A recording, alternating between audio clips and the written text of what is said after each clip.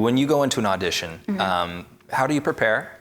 And the nerves and the stage fright. Totally. Do you experience that, and how do you overcome that? It depends. Sometimes, I think we can all relate to this, sometimes you just get nervous and you don't know why. It's like a physiological response. And you're like, I'm not freaking out in my head, but then meanwhile, you're shaking and you're like, this is really weird, and I had sugar, so I don't know what's going on, and my blood sugar's not low, but I'm freaking out, and I feel like I'm fine in my head.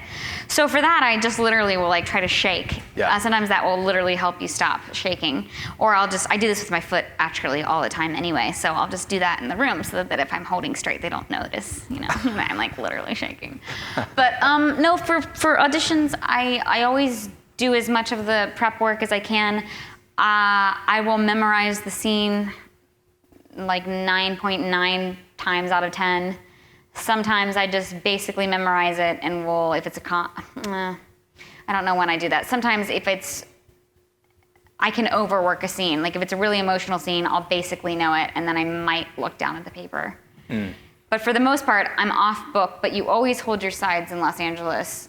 Always, because they get so uncomfortable, and then they're watching your sides the whole time, oh my God, when are they gonna go up? When are they gonna go up? When are they gonna go up on their line? And you don't, and you do this amazing performance, but they don't know it, because the whole time they were thinking, she's gonna forget a line, she's gonna forget a line. So it's not in your best interest to not hold your sides. It's like a security blanket more for the casting and producers. But yeah, I'll do the scene work just like I would for anything. I act like I've already gotten the role.